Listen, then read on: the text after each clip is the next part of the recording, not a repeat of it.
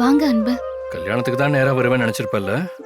ஆனா இவ்வளவு சீக்கிரம் வீட்டுக்கு வருவேன்னு நீ எதிர்பார்த்திருக்க மாட்ட. நீ என்னை விட்டு எவ்வளவு தூரம் போனாலும் நான் உன்னை தேடி வந்துகிட்டே தான் இருப்பேன். ஏன்னா நீ இல்லாம எனக்கு வாழ்க்கையே இல்லை. இழுத்து பிடிச்சு நிறுத்தி எந்த உறவையும் தக்க வச்சுக்க முடியாது அன்பு.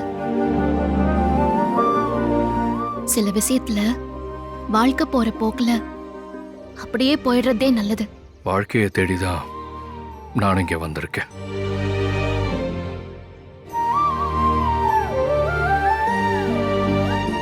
அன்பண்ண வந்திருக்காரு நான் சொன்னதும் விழுந்தடிச்சு ஓடி வந்துட்டு இப்ப இப்படி பேசுற?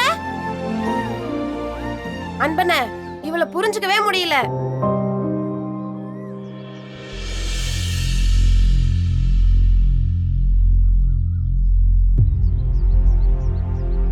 நீ அதை விடு சௌந்தர்யா.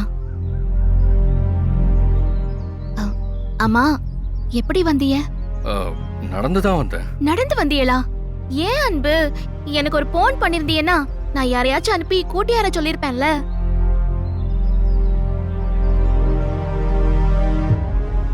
இம்புட்டு தூரம் எதுக்கு நடந்து வந்திய?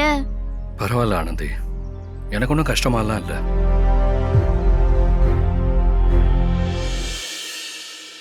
அடடே, வாங்க வாங்க வாங்க அன்பு தம்பி. எப்போ வந்தீங்க? இப்பதாங்க வரேன். என்ன நீங்க மட்டும் தனியா வந்திருக்கீங்க? கூட வேலை பாக்குற மத்தவங்க எல்லாம் எங்க? அவங்கெல்லாம் இன்னைக்கு வேலையை முடிச்சுட்டு சாயங்காலம் தான் கிளம்புவாங்க. ஆ, நாளைக்கு ரிசப்ஷனுக்கு வந்துருவாங்க. எல்லாரும் 4 நாளைக்கு முன்னாடியே வந்துருவீங்கன்னு பார்த்தா 3வது மனுஷங்க மாதிரி விசேஷத்தை அன்னைக்கு வந்திருக்கீங்க.